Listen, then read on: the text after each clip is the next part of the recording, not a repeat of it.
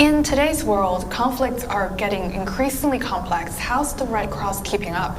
Well, we are adapting first by engaging all the parties to the conflict.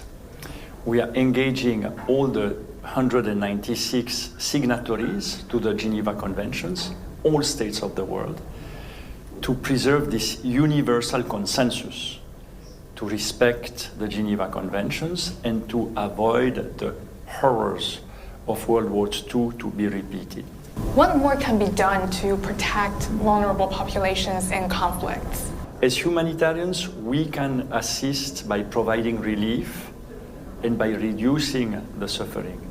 But we cannot provide solutions to humanitarian crisis. We need political solutions. So one important aspect is that the international community of states succeed in de-escalating the tensions, de-escalating the hostilities, and then carving the enabling environment for peace and stability. Humanitarian crisis is one of the topics at this year's forum. How is the Red Cross working with China to address these issues? Well, you're right, China is definitely a major player. We really are very, encouraged to see our relationship with the PLA, with the People's Liberation Army, with the Ministry of Defense, deepening on several issues of common interest, especially on international humanitarian law and humanitarian priorities, and that we at the ICRC really look forward to developing this dialogue, of course, here in Beijing, but also as we are doing in Geneva, in New York, as well as in the field, for example, where Chinese peacekeepers are also active. In today's highly polarized environment, how do you navigate the pressure of political agendas, and has neutrality of the Red Cross ever been compromised? It's a tough, but it's a good question.